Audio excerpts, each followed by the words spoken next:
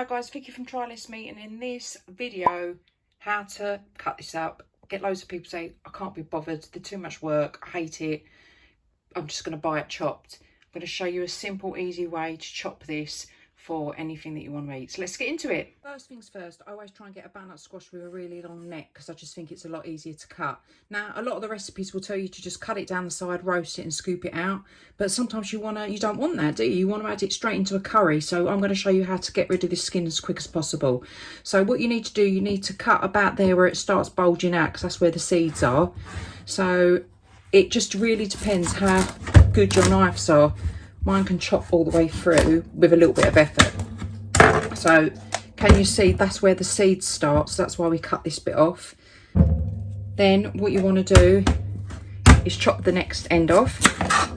Then go down the sides with a knife. This is the easiest and quickest way to do a butternut squash if you're not going to roast it.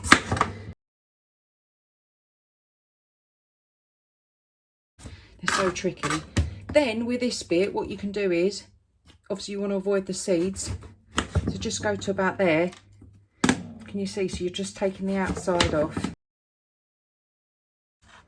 So that's what you've got left over. So actually it's not that much waste. So I'm going to cut this into sections like this. And then down the sides. So I cut like that. And then like that again. And that's how big I'd do it for my butternut squash curry as well, especially if you're going to be putting it in the slow cooker or the crock pot. I hope this helps you at home cut up your butternut squashes because I know it can be a nightmare. So if you want to check out some of our videos, we've got loads on butternut squash, soups and curries. Yeah, so click the subscribe button for all things less meat and vegan.